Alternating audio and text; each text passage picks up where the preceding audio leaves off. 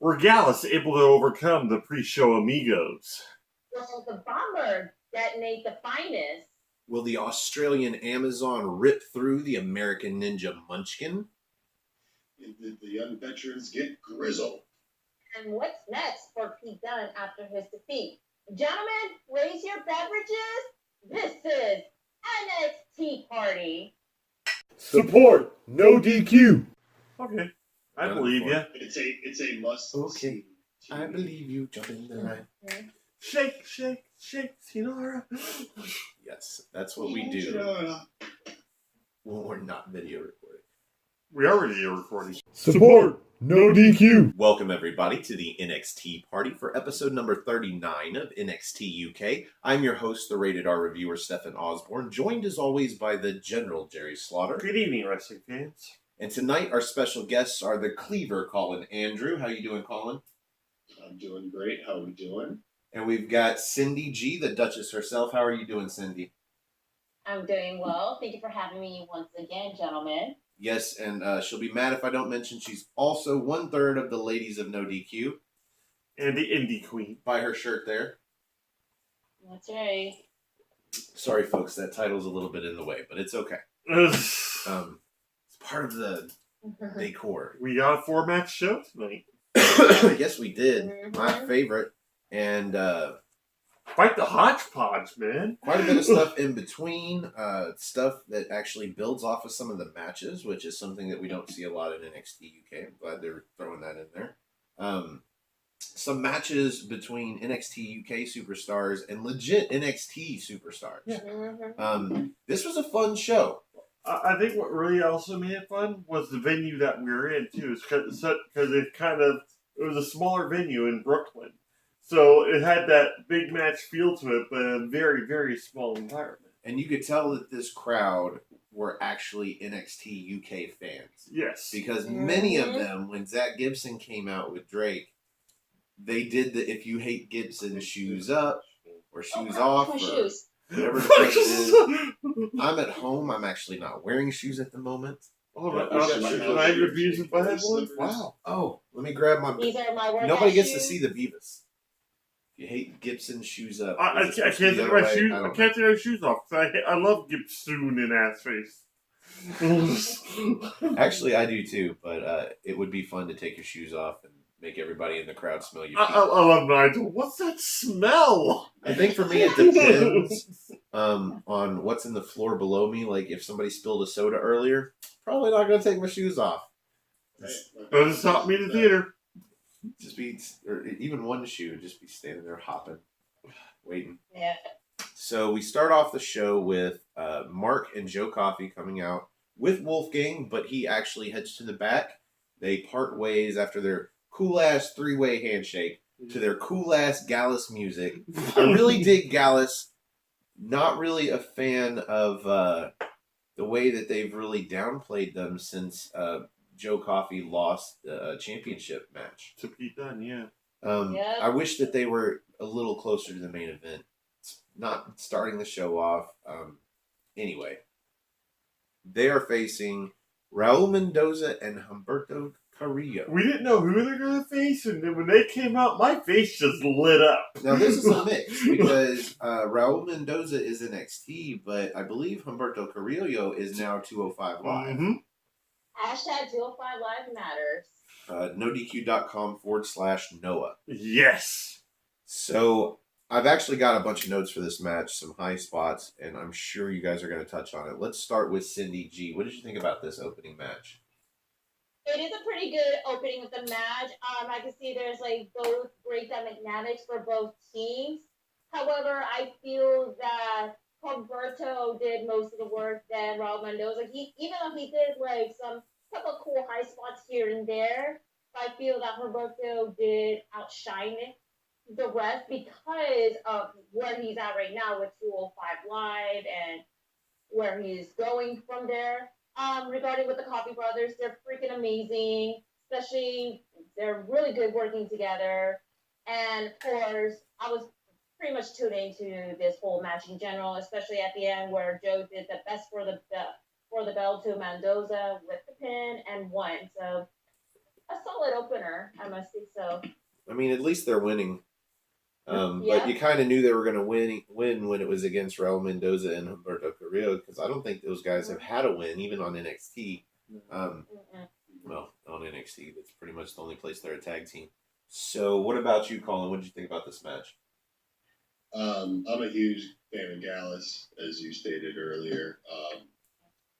I like seeing the Coffees work together. Hopefully, if they're not going to do anything main event-wise with them, hopefully they get put the tag title somehow in the near future. But I thought it was a good opening match. The power of Gallus is unreal. The Coffee Brothers, those dudes have some real heavy hitting. Mendoza, I haven't really seen too much of him, so I'm still getting used to seeing him on a few things. But I was impressed by his work. I thought it was a good start to the opening show, though. It gave it real good energy. I'd like to see this match again sometime, honestly, though. Maybe with a different combination of Gallows. Maybe with like Mark and Wolfgang, or Joe and Wolfgang. I'd like to see Joe and Wolfgang. There's a tag team combination we haven't seen out of them, really. No, Yeah. just in a 6-man, really. So, what about you, Jerry? I love this match in general because we had like 2 high flyers and we had the power of Gallus, which was already going to be a cool combination. But anytime Humberto's in a ring, granted, I've only seen certain moves out of him that, always floor me. And even then, like, I'm like, oh, look at that. And he's done that in every match. Like, I don't give a shit. He's great. No, it was me over in the other chair being like, Jerry, you paid it. Backing it up. Jerry, watch this shit. Yep. This is the problem with taking notes, folks. Yeah. But even then, like, Carrillo's one of those ones that demands attention.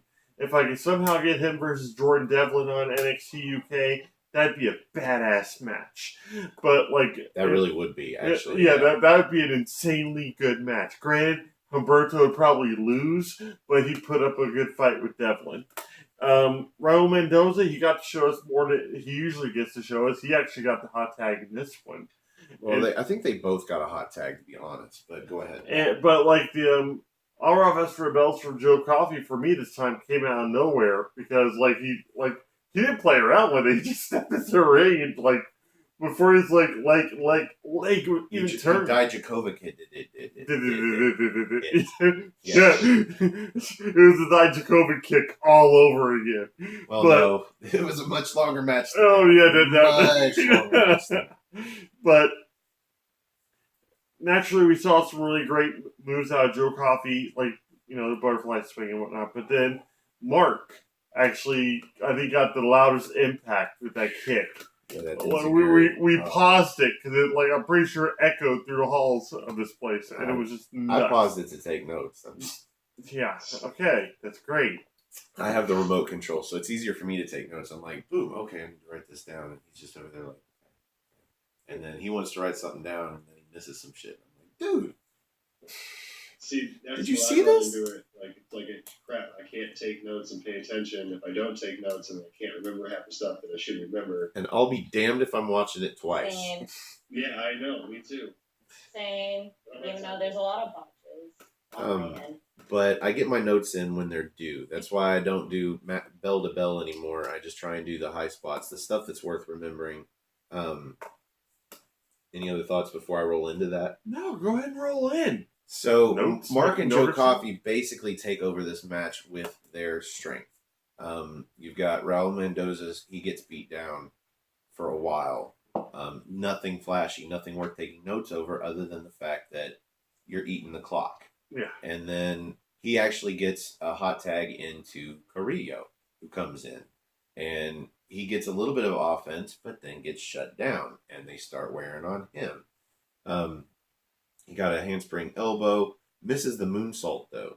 That was a brilliant-looking moonsault. Just so much vertical and such a short distance post to wherever the fuck, I think it was Joe Coffey on the mat. It was Joe.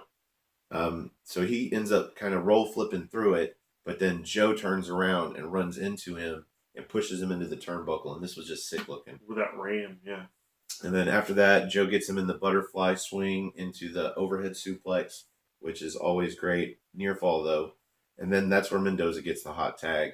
And he just starts dropping enziguris on everybody. I think he lands one on Mark on the apron that just sends him outside.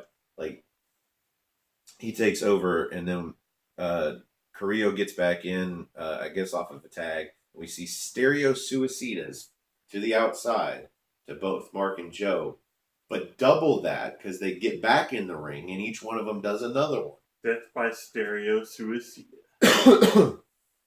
So they get somebody back in the ring, and Carrillo goes up top and hits this moonsault that, again, is high and short. Really, really, really close to the turnbuckle. And I can't stress this enough, because then he tags in Mendoza, who does a motherfucking 450 splash. Mm-hmm. And the point of, I think it was Mark, being so close to the ropes was already his feet were under the ropes, and the ref should have seen that, but he was counting anyway. But Joe grabs him and pulls him out of the ring. Like, this pin's not happening. And furthermore, let's see. Yeah, that's basically the end of the match. Because they get back in the ring, and Mendoza goes for a roll-up, and he kicks out. And Joe catches him with an uppercut through the ropes. Like, Mendoza goes chest into the middle rope, kind of. So Joe hits him with an uppercut. And off of that, Mark hits the aforementioned enziguri that Jerry talked about. Yeah. His face is up in the second row. He tags Joe, and immediately Joe comes in and spins into the All Raw Best for the Bells. 1, 2, 3. Yeah. Actually, I was like, that wasn't All Raw Best for the Bells. There was no spin. Sure enough, he just caught him with a spin as he's going in through the ropes.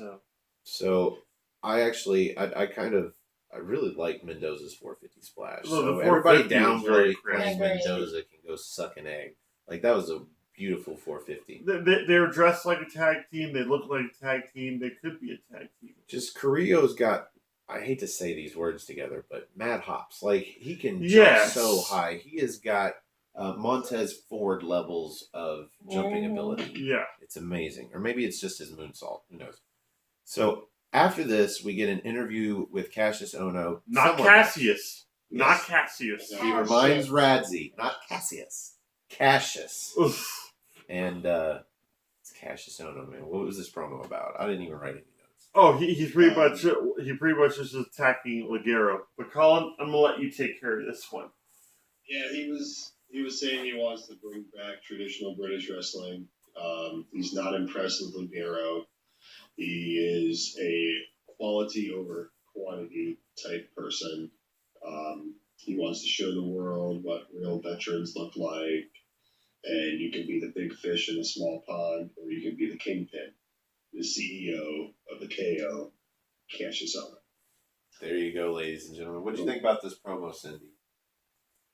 Very stellar promo. Shows that Ono has a very cocky and arrogant viewpoint of what wrestling's supposed to be about. Looking forward to what's going to be happening. Looks like maybe going to have like a feud between him versus Ligero. Time will tell, but I am loving it every minute of it. To be completely honest, I was following this promo until Cassius mentioned Ligero. As soon as he brought up one specific wrestler, I was like, oh, so this is just leading up to a match between him and Ligero. Like, all right, whatever. And I completely tuned out for the rest of it. I have no idea what he said about Ligero until my man up here, Colin, dropped it on me. Like, I just don't care. Because Ligero. So what are we going to see? Are we going to see Ligero get fed to Cassius Ohno to build Cassius Ohno up for another loss? Or is Cassius Ohno going to fucking lose to Ligero? Which, to me, just doesn't make any sense. After losing to Travis Banks this past week, he's got to beat Ligero. But, I mean, Ligero does have a victory over Joseph Connors, but god damn, he can lift Joseph Connors. Just saying. Yeah. He's not going to lift up Cassius Ohno, I don't think. No. Maybe he's going to prove me wrong next week. Oh, did I let it slip? Anyway. Any other thoughts about this promo before we move on, Colin? No. So up next, we get a video package for Pete Dunne versus Walter. And what's fun about this, even though it's 2 weeks prior, 2 weeks since, and we're still seeing stuff about NXT Takeover New York. Because it was phenomenal. Mm-hmm. What's interesting about this is we get some interviews built into this promo. Mm-hmm. What people think about the match, specific people. I think we even had an interview with Kathy Kelly, maybe. Kathy Kelly actually said she was surprised by the turnout. No idea what she had said. She said exactly what you just said. She was surprised that the 685-day reign had ended. It didn't get interesting for me until we saw Fabian Eichner and Marcel Bartel. Yeah, I was. Yeah. And they kind of talked between themselves for a moment and then said, we don't care. We don't have an opinion on this. No opinion on this. We don't care. Nope. And then they showed Jordan Devlin, who says he could care less. Yeah. And just after he says he could care less, he turns around and approaches... Walter approaches him. Oh, yeah. And he's got the title over his shoulder and some kind of tracksuit on. And doesn't look as menacing in a tracksuit. Just saying. Yep. I don't know. He looks like that, German kingpin that, his casuals. Don't get me wrong. He looks super serious as fuck. But, if his track jacket said ring comp instead of tap out, maybe it'd be a little better. There you go. Exactly. All right, so Cindy, I'm going to ask you this first. When do you think we're going to get this match between Walter and Devlin? Do you see it further down the road, or do you see it relatively close, maybe within the next 2 weeks or so? I would say further down the road because, first of all, before I get into that, my opinion about what Marcel Bartel and Fabian Eichner said, they have no opinion. I can understand why, because, they're very respected with Walter, of course, with Marcel Bartel being part of Ringcom, with Walter, Thatcher, also Alexander Wolf, and one other recent German wrestler, which, forgive me, I forget his name is.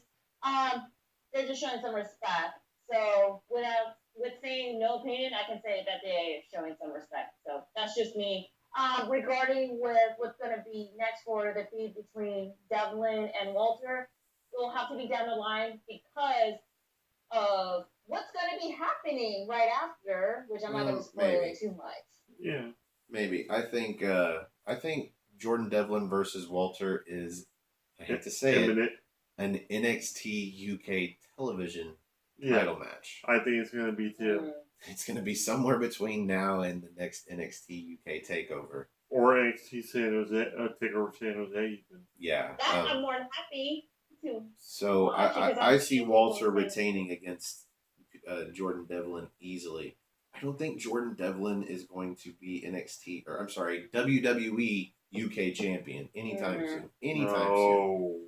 But he really ought to be, and I know Colin agrees with me. I know Jerry agrees with me. The European champion. They need to have that. NXT European champion. Yes. There you go. NXT European champion. No, fuck it. The UK championship is WWE. The WWE European championship. But that'd be two WWE. I don't give a fuck. They do it with the UK title. They can do it with the mid-card title. But it'd be two WWE titles under an NXT banner. You already have one. Yeah, you don't need two. All the precedents you need. And the European Championship, granted, I think it made it. Did it make it to WWE? Or was it? So the last time? It has the WWE logo. So it's got the last incarnation of it is the WWE European Championship. Because if you rebrand it as NXT, you don't break the lineage. Keep it WWE European Championship, and you bring the entire lineage of the belt. I dig that. Okay. Anyway, or maybe rebrand it so there is no lineage. Make it a television championship. Not an older belt than the actual UK Championship. Yeah. So I could see both arguments. Up next, match number 2, we get another NXT UK debut, Kona Reeves. I saw the Titantron. I'm like, this can't be. It's Kona. You know what? I'm really digging Kona. Yeah. Like, I never really hated him or anything. I just thought he was a little too smug with his gimmick. He's toned back the smugness, and I don't know. He kind of reminds me of Drew Barrymore's character's brother in 50 First Dates. He's But, tired. But Doug, I think. Yeah. Find a shirt with less holes in it. Get yourself a date. So, who is Kona Reeves jobbing to tonight? Dave Mastiff. Yeah. And so, yeah, he definitely is. And he definitely did. What do you think about this match, Jerry? Well, first off, we have to talk about right the entrance for Mastiff. Right when he got into the ring and did his stomp and camera shake and pan back. Yeah. You marked out a little bit. Yeah. Well, you didn't catch it. We established it up. We established this. We do a lot of backing up. Well, no, that's the only reason I marked out about it is because I got to watch it twice. Yeah. The first time I was just like, oh, nice. And you're like, what? I'm like, sweet. I get to watch it again. I got reason to back it up. Because every time I back it up, it takes longer to do the show and get through it. And we know we got more notes to take. So, yeah, the camera kind of shakes when he does his yell and his pose. And it's pretty cool looking. I think it works. But he's looking more Vader-like by the day, to the point where now he doesn't even hide it. He wears the red, he wears the black, his name's on his shirt. And the black intercepts with the red. Right in the V. Right, yeah. Just because it says Mastiff doesn't mean Vader Jr. He's the British Vader. Mini Vader. Big beard Vader. What do you think about this match, Colin? I thought it was a good match. It was good to see Mastiff again. I was kind of honestly hoping for a little video package or something for him before the match, because we get these vignettes with him and his daddy issues and stuff. So I was hoping they would kind of play something into that. But no, I thought it was a good match. I hope you're playing with me, man.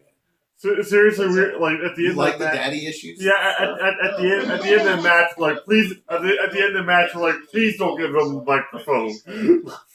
No, that's where they've been going the last couple of vignettes. So I'm just kind of surprised that. Well, I shouldn't say surprised, but I don't know. I just figured they would be doing elated. I'm not happy that they, I'm hoping that part is just being dropped now that he's back in the ring live. I hope so too. I don't know. Last time we talked about this deal was we were discussing the daddy issues. Yeah, but one of those motherfuckers watches this show and they were like, you know what? He's right. It's time to drop the daddy thing and then just go for me. Just make him destroy. Yeah, just make him go out there and destroy. And he didn't necessarily destroy Kona Reeves, because Kona Reeves did get some offense in, but not a lot that Kona Reeves is going to do to Mastiff, because he can't really lift him all that well. You forget how tall Kona Reeves is, but you realize how wide Mastiff is. Just the size difference vertically, you're like, wow, Mastiff isn't that big. But then the size difference horizontally, you're like, wow, Kona Reeves isn't that big either. Because he looks like a stalk of Hawaiian sugar cane. God. He's really thin, and Mastiff is really wide and short. That's some Ronaldo stuff right there, Stephen. You did great with that. I'm just calling it like I see it, man. I love his cannonball, though. What do you think about this match, Cindy? It's a pretty good short match. When I found out that Dave Mastiff's gonna face Conan Reeves, I was like, oh shit, rest in peace, Conan. That's gonna be the match that's gonna end quick, but no, it ends a little longer than I expected. But I do say this, I give, props to Conan for, stepping up to a challenge, especially even though he's tall, but Dave Mastiff is one big dude, But overall, it was pretty good, even though he did yell at Dave Mastiff, you agree with the fineness? And I was like, bitch, please, yeah, right. But that's my initial reaction to it. But anyway, pretty good. Especially Mastiff did the rolling cannonball to Conan. That was one of the moments that I can remember. That is there, he made a mark, he won. So pretty much that'll be it for my saying. But again, more props to Conan for stepping up for one of the toughest SOB in NXT UK brand. We need somebody to feed to Mastiff tonight. Anybody game?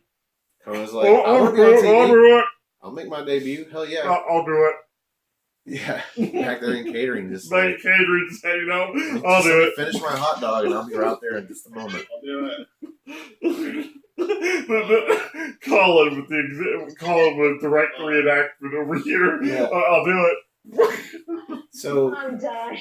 this match was okay. It was okay. It wasn't great or anything. Kona Reeves looked okay. He didn't really get enough offense. You on pretty Mastiff much that- knew going into the match that, like, you know, Kona was going to lose. It's just watching how he was going to lose is going to be ideal. But there are no spots in this match until the end. Yeah. And that's when Mastiff wins the thing. He hits a running... Okay, so they do this fun little running the ropes thing, but then Mastiff doubles back and comes off when Kona turns around and hits him with that running... I guess it's a crossbody splash. Yeah. Because he comes down pretty hard on the splash, and then picks him up, hits him with a club to the back of his head, and then deadlifts him into a German suplex. And then Kona makes the mistake of standing up, gets drop kicked into the corner, and of course a Mastiff drop kick is massive. Yes.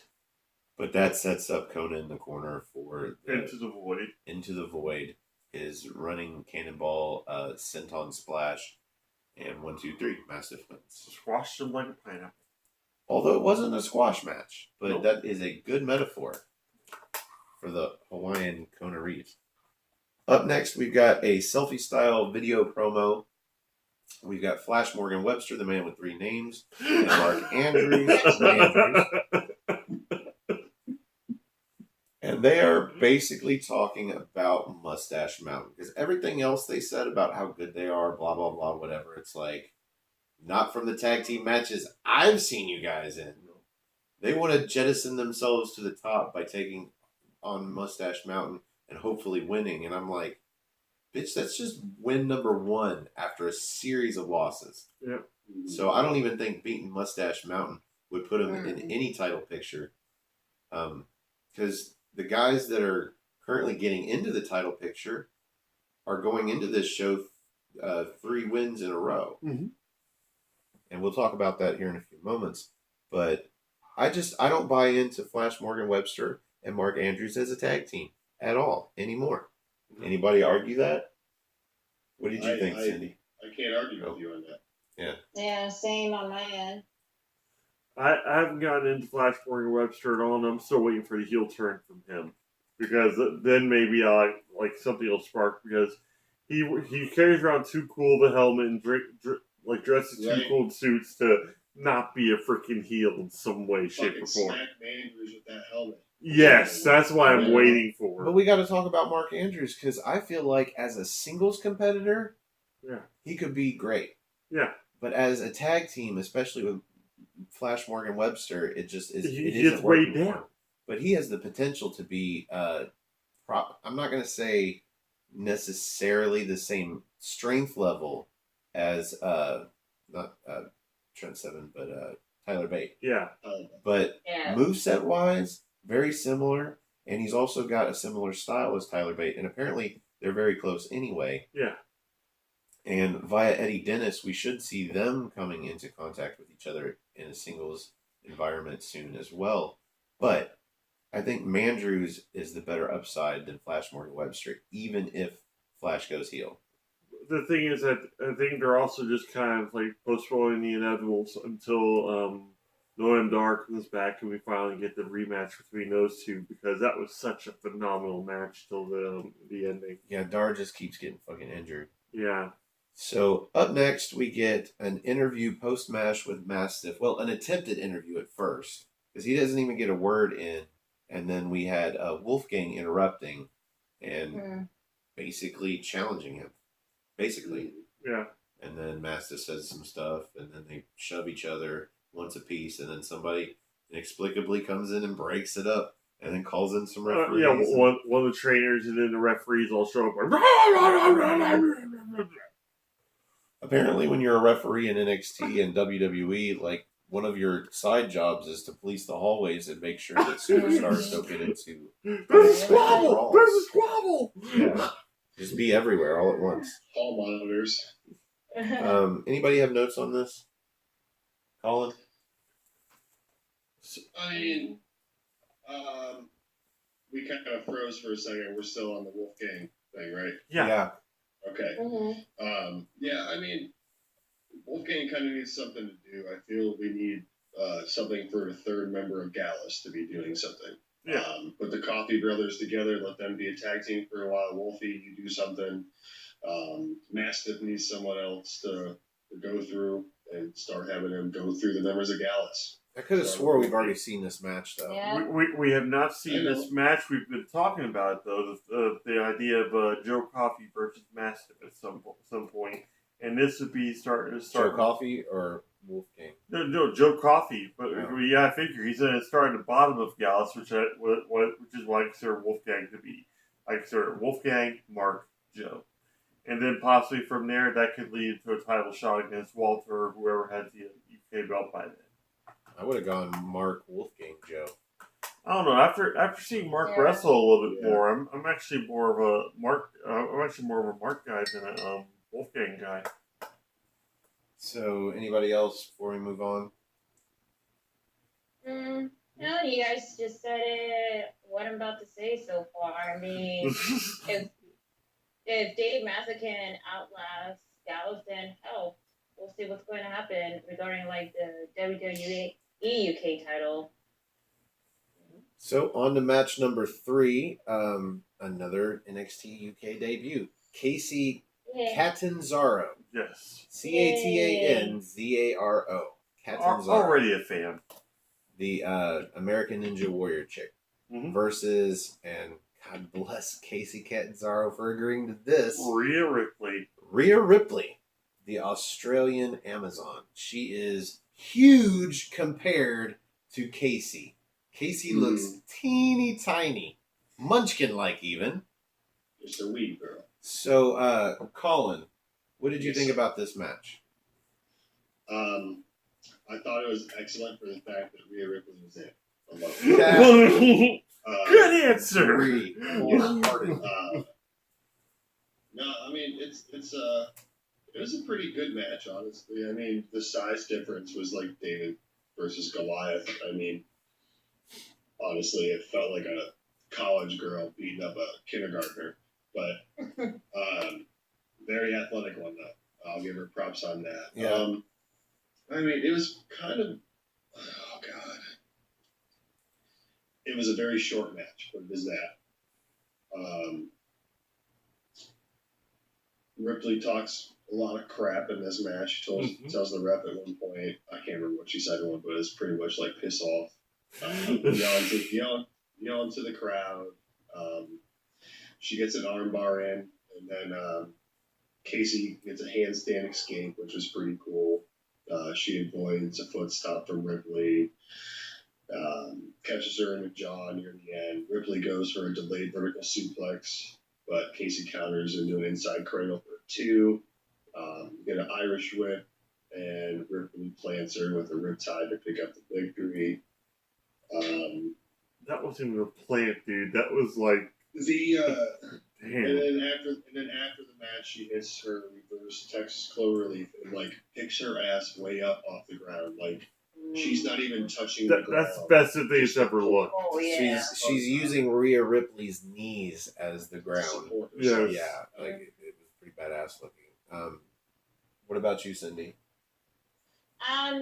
They did face off once again because the first time they actually faced off was last year's Mae Young Classic during round 2 of the tournament, and I feel that their match at the Mae Young Classic is much longer than the match they had for NXT UK, because in that match last year, it took like 7 minutes compared to this match is kind of like less than 5 minutes. Overall, kudos to Casey Catanzaro facing Rhea Ripley once again. Bless her heart. You know, she has pretty good offense when it comes to making sure that she is trying to dodge, you know, one of the toughest chicks in the NXT UK. However, when Rhea did the vertical suplex to Casey Catanzaro, I was like, holy crap, is this end? But nope, Casey pulled it through, and she did. But overall, within the aftermath of the match so far and Rhea's victory, you know that she's trying to put a mark to Casey Cassaro and send a message, even what happened during the backstage segment. But We'll get to we'll that. get into that later. Yeah. What about you, Jerry? I love this match because, like, you know me, I like when matches are, like, equally carried by both sides. And Casey Catanzaro showed me a lot in this match by taking a lot of different moves and also her athleticism, like, you know, in selling a whole bunch of stuff that Rhea Ripley was doing very, very well. Like the Texas Cloverleaf thing at the end. Pretty much any kind of reversal or anything she did was very textbook, very smooth. You could tell she was learning a lot from Ricochet at this point. So, like, she's using a lot of her Ninja Warrior stuff, and she's using a lot of, like, stuff she's learning through the Performance Center. She's working wonders, and I think she's going to do a fantastic job. And she's also, right now, as it stands, my pick to be Candice LeRae's partner in next week's NXT match, I think, against Aaliyah That and makes sense. Aaliyah and Vanessa Moore. I think that's going to start her push in that company. I'll tell you what I liked in this match. There were a couple of things, but especially I know there was. especially for Rhea Ripley. She has incorporated the stomp that she does in her entrance that's cued by the music. Yeah. Into the match. The stomp that Colin mentioned earlier that Casey avoided was executed exactly like she does on the stage before she comes to the ring. So epic of a stomp. Really like that. My first note here was actually from Casey Catanzaro. Yes. Because she does this like like a springboard off. So she goes to jump over the top rope from the apron. But when she's vertical with her hands on the top rope, she turns around and then comes down with her feet onto Rhea and does a head scissors. And that was just sweet looking. I don't think I've ever seen that was before. a gymnast maneuver and a half. Absolutely gymnast. Automatically, that had to have been some one and only stuff right there. But then out of that, she goes for a wheelbarrow, either a roll-up or a wheelbarrow face plant. But Rhea catches her off of that. No self-freedom. Yeah, and then toward the end of the match, Casey's in the corner, and Rhea runs into her, and Casey goes to jump over her, and Rhea catches her in the air and brings her in the ring, much like a Dominator. But when she throws her down, she just sets her up immediately for the Riptide, and there you go. 1, 2, 3. And that was a hell of a Riptide. She picked her up like she didn't weigh anything at all. It wasn't even a plant, dude. It was like putting her 6 feet in the ground.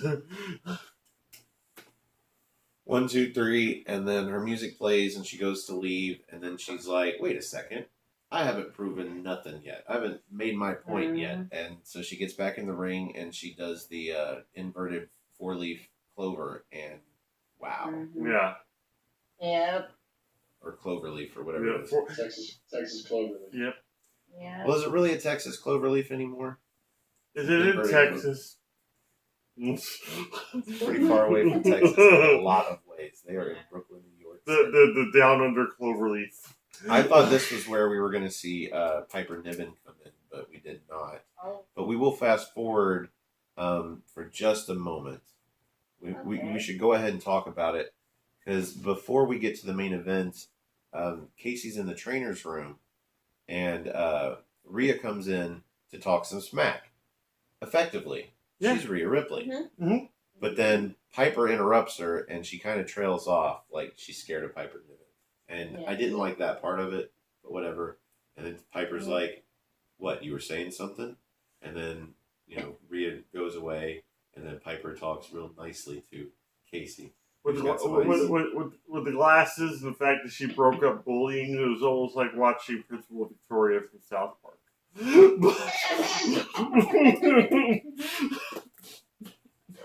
Oh my gosh. Well, she kind of looked like a school teacher to me. She did. She's like, "Is there a problem here?" And then Rhea's like, "No, See you at the elm tree after school. I'm fine. So one more backstage segment and an announcement before we get to the main event. Backstage, somebody, or I guess it's Radzi, attempts to interview Jenny, talking about how we haven't seen her since her loss to Toni Storm. Such a long time ago. Yeah, just last week. At least 7 days. Attempted interview, no interview for you. She doesn't say a word. She gives him an evil glare and she walks off. As you listen to the Undertaker's music in the background. So Colin, any notes on this? I don't think we've seen the last of her in the title picture. Give it a little bit, but I did really find it funny that the Undertaker's music's playing in the background the whole time. These things happening.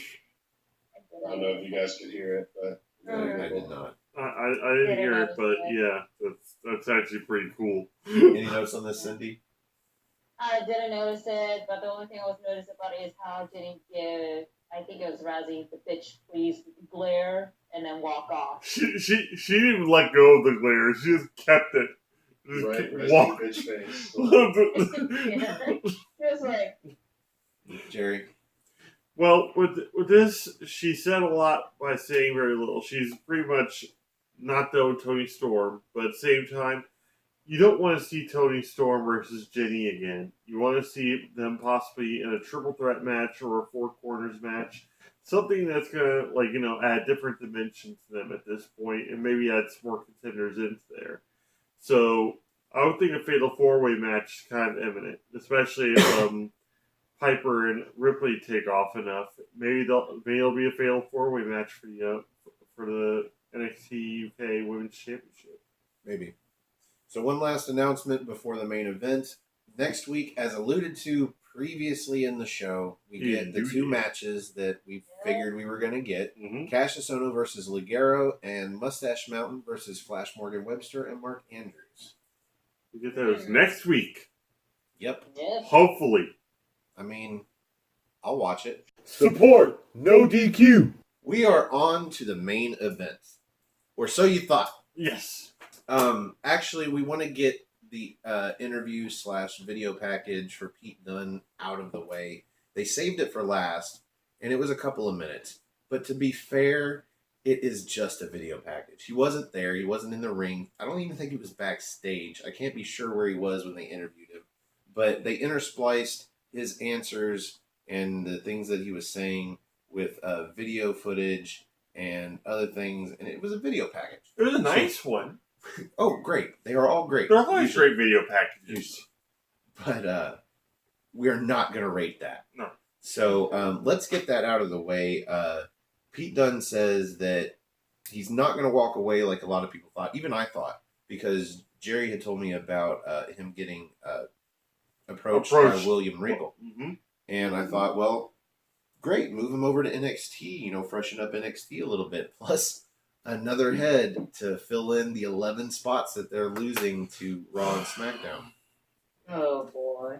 But no, he's staying in NXT UK, and he says everybody focuses on his incredible reign, but he has not forgotten about the chase. Mm-hmm. And he is prepared to give Walter the chase because after facing him, now he knows his weaknesses. He says he knows how to beat him. He just has to get Walter to agree to a rematch. He just had an off night. He actually said off night, which I was like, oh, don't say off night. Yeah, I that was the one part of the whole thing I didn't like. What are your notes about this, Jerry? Well, at this point, I still don't see Dunne getting the belt back off of Walter. And that still could lead to the NXT, like him going to NXT and possibly challenging there because that's more goal for him to chase. And him versus Gargano would make for some good for something great. Or whoever's got the belt at that point, because Dunne's going to elevate them to that next level. So, do I want to see Dunne versus Walter again? Hell yes, I want to see Dunne versus Walter again. Mm-hmm. Do I feel it's kind of rushed because of it? I do, but at the same time, if they're going to move Dunne over to fill some of this vacuum that's going on in NXT right now, I'm all for it. It'd be a nice little transition to be done saying it's like, okay, I've lost to Walter twice. I've got to get back to my roots. I got to get to find that viciousness again. Where do I attack? Oh, Mr. Regal, I'm headed over to America. Yeah, so the whole Regal Pete Dunne backstage segment was just wait. Yeah. Kind of thing. It's a Simmer thing, but it's one of those Simmer things I can when actually it happens, wait. You'll remember this. Yes. Any notes on this, Colin? Well, I didn't like the fact that he said, "Oh, I had an off day." Yeah. Like, you know, look, dude, That's you've been a heel thing to unstoppable say. for like 2 years. You just don't have an off day. No. Am I looking forward to a rematch down the line? Oh, fuck yeah. But honestly, instead of Dunn going to NXT, like Aaron Rift and I talked about the other night, 205 Live. Because he's been booked as 205 pounds. Hear me out. He doesn't have to stay for long. But go. A lot of people have eyes on Dunn. They moved their two biggest people off of 205 Live. Put someone there that has the eyes on them. Try to help establish it a little bit more. And win the title for a bit. Give him like 6-8 months there. Not even. And then, boom, bring him up some other guy. Like, all right, I don't have anything else I can do here and go. But I'm looking forward to a possible rematch. Wherever Pete Dunne goes, I'm just excited for him, and I'm excited to see it. Simple as that. Hashtag simple as that. NoDQ.com/Noah. What about you, Cindy? What did you think about this video package? Let me go ahead and take a long sip of my drink. Fine choice in Rick and Morty. Careful, you might spill it. Yeah. Okay. Now, first of all, I'm glad Pete Dunne is staying in NXT UK because that's where he belongs to. Because we all know what's happening with the current NXT star that recently moved up to the main roster since the whole shake-up situation, which we're not going to get into that. Mm-hmm. However, promo's very solid. Super looking forward to that rematch between him and Walter. However, even though this is possibly going to be like one rematch, he'll just focus on with Walter and then move on to the next. Because, or how it's going to go, have Pete Dunne go to regular NXT, possibly maybe facing Johnny Gargano for the NXT title. I would love to see that happening. In Toronto. Because that would be happening in Toronto. Yeah. That's going to be epic. That'd be great. Yeah. That'd be epic. And that way he can definitely establish himself, you know, making both brands like NXT UK and the regular NXT, you know, together, being well known as it is too. And regarding like when he's going to get called up or whatever, very, very soon.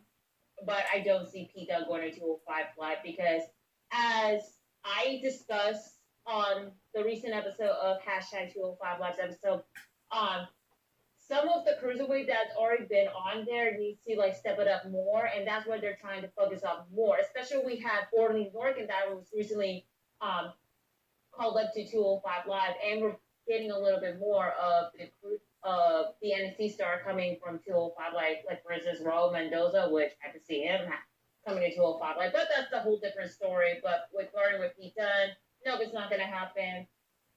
I would say like give him a couple more months in NXT and then get called up to the main roster. Depends on like what are the current situation, the current state is, but you know, it is what it is. Support No DQ. As far as Pete Dunne's concerned and where he goes, like honestly, I don't give a fuck. I don't care where he goes. Because between Raw, SmackDown, NXT, and NXT UK, I watch all four. Yeah. So I get to see him no matter what. As long as he doesn't go to 205 Live, I'm good. Hashtag simple man, NoDQ.com/Noah. Okay, so let's move on finally to the main event. And I say that as if this is going to be the best part of the show. I don't think it was. Although, Zach Gibson, James Drake, you know we're going to get at least a decent match out of these guys. And then Kenny Williams and Amir Jordan. Amir Jordan, kind of flashy, doesn't really like have what it takes to back up that kind of flashiness. No, he doesn't. Kenny Williams, however, I think the most flashy part of him is the 3D glasses that he wears. And the Marty McFly jacket. I don't mind the jacket. Yeah. But when it comes to what he can do in the ring, Yeah. like that shit where he does the wrecking ball drop kick through the ropes, then skins the cat, and then runs back and does a suicide dive, like Kenny Williams, man. That's what I know Kenny Williams for. He doesn't actually do that in this match. Nope. But, and this is not a title match. Zach Gibson and James Drake come out, and Zach Gibson cuts a pre-match promo basically reminding the crowd that they are the tag champs and that this is not a title match, it's an exhibition, and also that they are soon to be the most important champions in everywhere, I guess. She's double shoeing you, dude. So, she really, really all right, let's get the shoes up because Zach Gibson's out. Cindy, what did you think about this main event? Okay, first of all, I was concerned if there's gonna be any crowd that's gonna remember some of the chants like from the NXT UK crowd because, of course, it was taking place in Brooklyn. But once the Grizzly Young Gun came out, one person started if you hate Zach Gibson, just shoes up, and then pretty much some of the crowd started to chant if you hate Zach Gibson, shoes up, and then there's this one guy in the front of the audience, double shoes up, and then some of the people in like the back row too. So that makes my heart happy, knowing the fact that you got some of the majority of the crowd do watch NXT and NXT UK and they're familiar who are James Drake and Zach Gibson. Which is why it's important to have a small venue like that. Absolutely. Yes. And promo-wise, while Zach Gibson was trying to cut a promo, you got a lot of people are like chanting booze to boring, and pretty much the boring chant actually was concurred during the match so far. Even though the match was okay, but not the best, but not the worst, but pretty decently okay. Yeah. For that, but then again, you got some of the crowd that started chanting, if you hate Zach Gibson, shoes up, right when the match started. So that makes me happy, and that's like one of the takeaway of this. So far, with Kenny Williams, he did an amazing job. Amir Jordan, he's trying to prove who he is, even though with his gimmick, it's pretty much all right. But I know some of the people are somewhat not familiar with like who Amir Jordan is, or even Kenny Williams. But even though it was a solid match, but the ending, I'm not happy about it. It's when after Amir Jordan did the Swan Song Bombay, and he was like this close to pinning James Drake, but of course, Zach Gibson had to take James out of the ring, and then of course they walk away and then count out. Yep. Good match, but wasn't impressed. What about you, Jerry? I don't know if you guys have ever had a burst eardrum before, but that shit sucks. And that's what Gibson was coming back from in this match. I heard broken toe, which could have also happened in this match for all we know as well. And he could have just been playing up the ear. But at the same time, this match didn't really have a lot of importance to me because it was an exhibition match, which I was reminded of about 20 times during the match also, because Gibson would not shut up about it being an exhibition match. James Drake does a lot of talking in this match, just not on the microphone. And Kenny Williams and Amir Jordan, they're doing their high-flying shit. Yay! But at the same time, I was really upset by this because Williams and Amir Jordan got fed Eichner and Bartel prior to this match. And now it almost seems all for naught, really. I'm not sure what they're building towards at this point. Will Williams and Amir Jordan get another title shot? I really don't care, because I think we've seen everything that Amir Jordan and Kenny Williams can actually offer in this match. So that's what I took away from this match. What about you, Colin? I thought it was a decent match. I mean, I was impressed by Williams in this match. I love the Grizzled Young Veterans. I love the way they work. Yeah, after Gibson took the kick or whatever and was holding his ear, and Drake went to go make the tag, and he waved him off from the outside like, "No, you got to do this on your own. I can't." And then pulled him off like Cindy said, and headed towards the back. And then you can see Drake was trying to go back to the ring. Yeah, Drake wanted to finish it. And Gibson grabbed him like, "No, dude, fuck this. We're going home. Just punch and pack." Like There's punch and pack. We're out.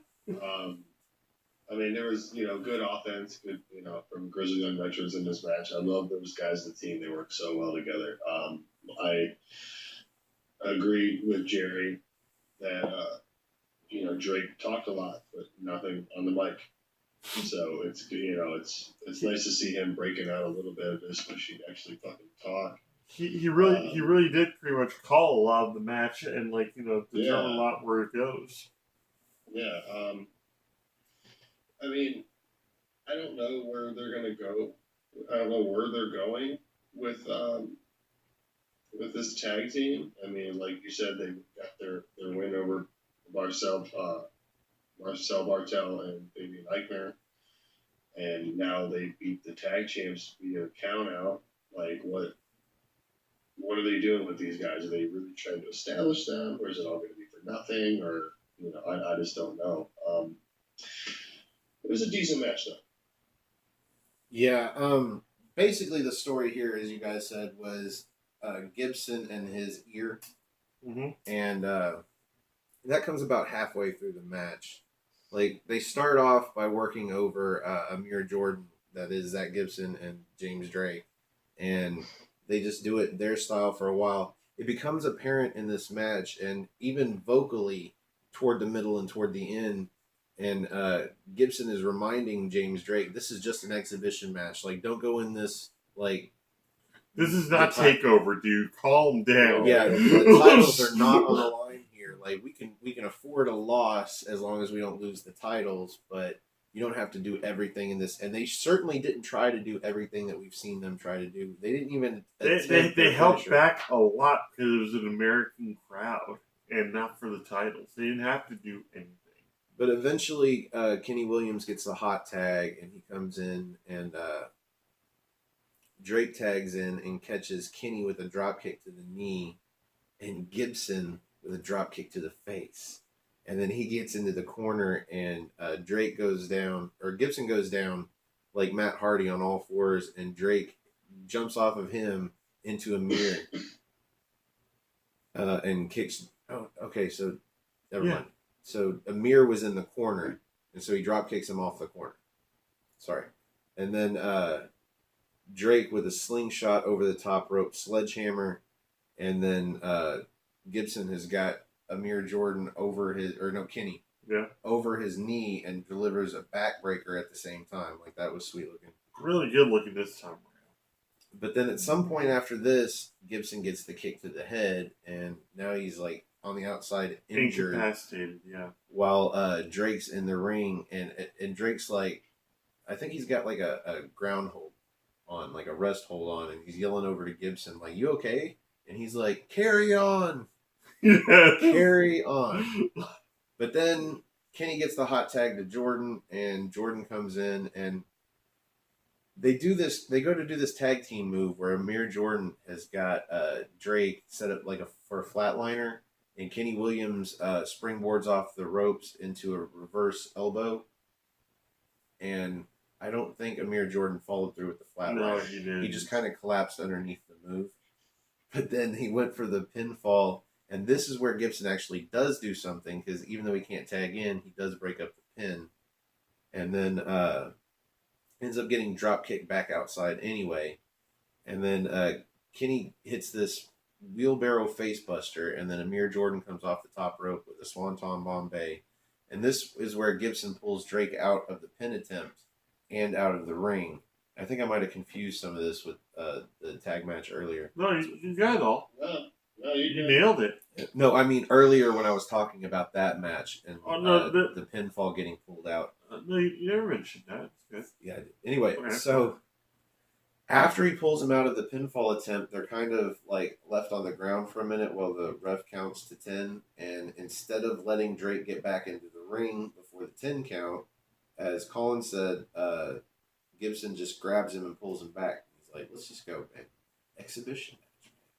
We're not going to lose the titles. Even if the titles were on the line, we can afford a 10 count. We have cool new curtains to wear. Let's get out of here.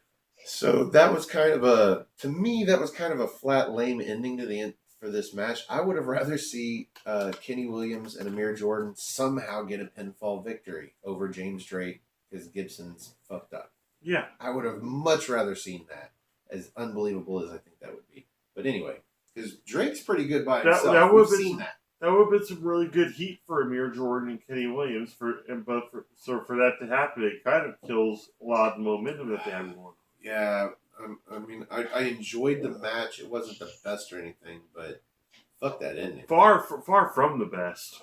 But that does bring us to the end of the main event. And on the NXT party, we rate the main event using NXT. Spots of it. So let's start with, see, Sydney went first on the main event. Let's start with Colin. Out of 5 spots of NXT, where do you rate this main event? 3.25.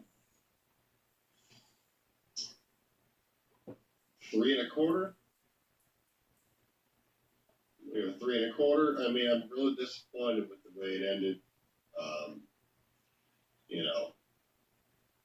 I'm not a fan of cheap wins like that, so I'm going to give it a 3.25. Cindy? Well, the crowd says it all, even though they did chant the Gibson shoes up, like they're very recognized with that chant. And I'm gonna have to agree with them because the match was pretty much boring, but it was decent. And the ending kind of threw me off completely, so I'm gonna have to give it a solid 3. 3. What about you, Jerry? Same reasons that she was talking about. The crowd wasn't really into it. In fact, there was no implication for this match. There was a count out victory. Nothing really got accomplished in this match except for just filling airtime at this point. Something that could have been done just in England. I had a better feel for it, especially with the crowds and whatnot. They kind of wasted in Brooklyn. I'm only giving it 2 3/4. Wow. So I guess I'm going to blow y'all's minds. Yeah. I started at 3 for the match, off the back of a really great show, 3.25. Off the back of 2 things. First of all, you know me. Loves the story. They told the story of Zach Gibson getting kicked in the ear, and I think they did a really good job of telling it, especially since they had one thing on their side. It was such a small venue that the things that they were yelling back and forth to each other could be heard by fucking everybody. Not just us at home watching because there might be microphones on the cameras. The whole crowd could hear the shit that they were yelling at each other. Everything about James Drake yelling at Zach over in the corner on the outside, not even up on the apron waiting for a tag, out there holding his head. He's like, "Are you okay?" And he's like, "Carry on. Like, I'll be fine, but I can't get in the ring unless I need to break up a pinfall attempt. You know what? Fuck this. Let's go." Yeah. I like the story. Plus, you add the crowd, the little bit of the crowd that actually held their shoes up and chanted along with it. I'm going to give this 3.5 spots of NXT. That doesn't surprise me too much. Like you said, you're very story driven. So, for what it was, they did it well. Oh yeah. Like if it was a title match, I probably would have given it at least 3. But at the same time, it wasn't. So. When you factor in if his eardrum really got busted, yeah, that kind of storyline, like, even though I was disappointed by the flat ending, it kind of makes sense. Fuck this, let's get out of here. Like, let's just there's no point in you fighting both of these guys by yourself. Yeah, and me only being able to pull you out of a pinfall attempt. Let's just go. Makes you wonder what kind of injury. Wonder what kind of injury Keith Lee got to make that match get moved off again. Who knows? I'm sure we could look it up, but it would probably come with the risk of spoilers. Oh, yes. So, that brings us to the end of this episode of the NXT party. And this is the plugs, folks. Where can we find you, Cindy? All right, you guys can follow me at nodq.com/Cindy. That's going to take you directly to my Twitter page. Also, make sure to follow me on my Instagram at simply_c_OK, where I posted photo art of landscape and wrestling. And also on my Instagram profile page, you guys can find like all the highlights of past independent wrestling shows and WWE shows I've gone to in the past. Which, by the way, more independent wrestling shows that's going to be uploaded within the next couple weeks. And in June, You have been so crazy. oh yeah, Show that's enough. what it's all So about. enough. Nothing. So yeah. And make sure to follow my first YouTube channel at simply_c_OK and second YouTube channel at Tyson Pop Production. Both channels are still on hiatus because my friends and I, we have busy schedules and busy lives. And do not forget, y'all, make sure to go to nodq.com/shirts. That's going to take you directly to the Pro Wrestling Team store. So pick up any nodq.com t-shirt, including the ladies of nodq.com shirts that I'm wearing that featuring myself, Caitlin, and Aaron with the knee, y'all. Stephen has a shirt, and also I have my own shirts too. NoDQ.com Galaxy t-shirt where it has everybody's name on it, including the one that's been super chatted. Sent super chat donation throughout the whole 2018, and everybody has a shirt as well. So hey, grab one. You know, Jerry doesn't have a shirt, but his name is on a shirt. Yes, it is. So, The Galaxy one. Yes. And speaking of shirts, we need a logo for the NXT team so that we can have a shirt. yes. And so, if anybody out there wants to donate us a logo to put on a T-shirt for No DQ's NXT store, NX Team, capital N, capital X, team. We will add you to the NX team and put your name on the shirt as well. I believe that's fitting. That's fair. But if you're good at digital art, that would be awesome. Otherwise, I got to figure it out soon because I hope to have those shirts so that everybody can get one before Toronto. Soon. Speaking of the guy speaking, where can we find you, Colin? You can find me on Twitter at Colin26Andrew. You can find me on YouTube at Colin Andrew. That's COLIN space Andrew ANDREW. It's been a busy week, so I haven't been able to put a content video up this week, but it's coming. You can keep supporting NoDQ. You can go check out NoDQ.NoDQ/Noah. Check out the latest and greatest of 205 live. Pro Wrestling Tees. You can check out Aftermatch Wrestling. Oh, absolutely. Because not on Pro Wrestling Tees. We don't have an Aftermatch shirt either. Not yet. we don't have a T-shirt for that. But it's getting there. Check out their YouTube page. Get the subscribers up.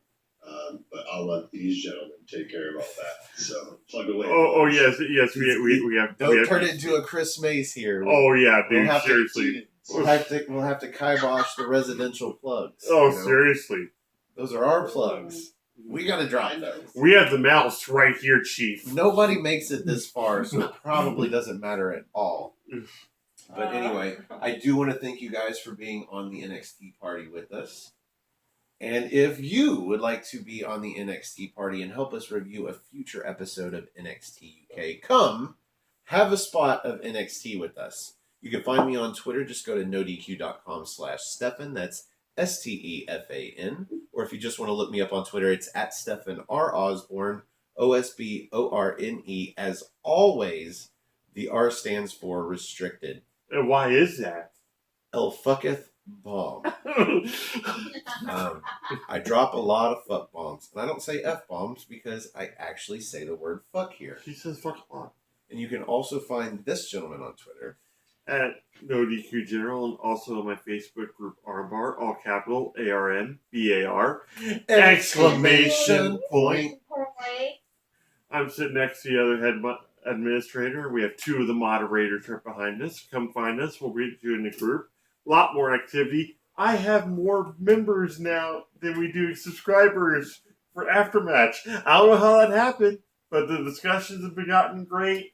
We've gotten great videos. We're doing themes on days. It turned into a wrestling group. I want to thank everybody for joining, and it's been great. If he seems a little extra giddy, it's because he actually runs Armbar. Yes. And I actually run the channel. Yes. It just so happens we both benefit off the show, so it is now our channel and our group, I guess. Although it's mostly his. I have very little I was about to say, he's become the Brock Lesnar. I do, however, know not to let anybody into the group that says their favorite wrestler is Ronda Rousey. Or what? Or yes. Yes. Yes. But yes is a bad one. So maybe that won't be a problem anymore. It seems like she might be gone for a while. Or maybe she'll have a surprise reappearance at the next pay-per-view. No telling. Who knows? So if you like this video, you should click the like button that's underneath me. If you like all of our videos, you should probably click the subscribe button that's underneath Jerry over there. And somewhere in there, between them, is a share button. And that is really important. We want you to share us with your friends so that we can talk to more people about wrestling. It'll bring up a little bar on your phone and just click on Twitter and then share, and then click on Facebook and then share. Go ahead, we'll wait. Yeah. Not too long. Or about me in 10 seconds. They can pause the video, so there is that. Yes. Or they can just listen to us while they do that, because if you've got it in the background, it'll keep playing. Yeah. So join us on Aftermatch Wrestling. That is our YouTube channel. You will get these videos, that is What's NXT and the NXT Party, as well as usually any reviews that we do of TakeOver or predictions that we do of TakeOver. A lot of times predictions that we do for the main roster. You'll find those on Aftermatch Wrestling a good half a day early. We also have original content, Rated R reports that we do with guests that we have after we do the shows. Tonight, I believe it's just going to be Cindy and us, so that should be fun. Probably have a pretty good high rating. And anytime you get a chick on the show, man. Seriously? Well, I wouldn't say all that now. Cindy's been the only female member that we've actually had on the show so far. She has got a dog somewhere in that room, and that has got to get the ratings up at some point. Yes. So find us on Aftermatch Wrestling, all one word, AFTERMATCH, Aftermatch Wrestling. And we are on our way to 100 subscribers. At 100 subscribers, we will start doing What's NXT Live so that you can ask us questions if you are up at the ungodly hours of a Thursday morning when we record that show. 1 and 2. But if you're up, oftentimes people are. Colin catches a lot of our shows as soon as I post them. So I believe he'd probably be able to catch them if they were live occasionally. Yeah. So look for that. If you do subscribe to Aftermatch Wrestling, just click the bell, because that'll let you know when we go live. Mm-hmm. Basically. Because you might miss it. You never know. So, or not miss it. I think that is all the plugs. I think that's it this time.